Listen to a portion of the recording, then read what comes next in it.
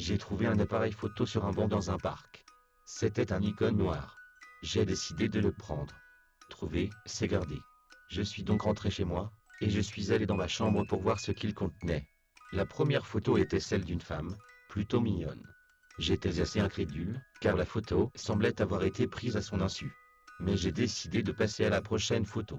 C'était la même fille, mais couchée sur du bitume, horriblement massacrée. Je pouvais à peine la reconnaître. Je n'ai réussi à faire le lien avec la photo précédente que grâce à ses vêtements. Choqué par ma découverte, mais de plus en plus curieux, je suis passé à la prochaine photo. C'était un enfant d'à peu près 8 ans qui marchait dans la rue. J'avais peur de passer à la prochaine photo, mais je l'ai fait. J'ai eu un haut le cœur. C'était le même garçon, mais atrocement mutilé. La seule chose qui m'a permis de le reconnaître c'était, encore une fois, ses vêtements. Je ne voulais pas continuer, mais je l'ai tout de même fait. Cependant, j'ai passé le reste des 35 photos rapidement, car j'ai mes limites.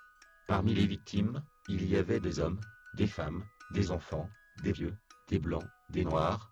Il y avait toujours une photo de ces personnes avant leur assassinat. Cet appareil ne contenait que de la bouillie sanglante. Une véritable charcuterie. Il ne me restait plus qu'une photo à voir.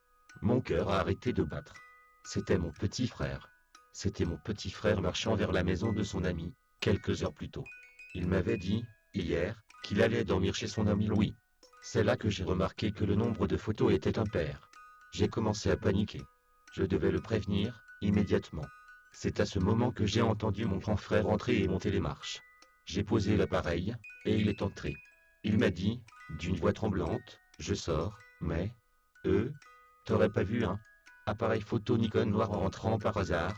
Je crois que... Je l'ai oublié au parc, et je sais que tu passes par là.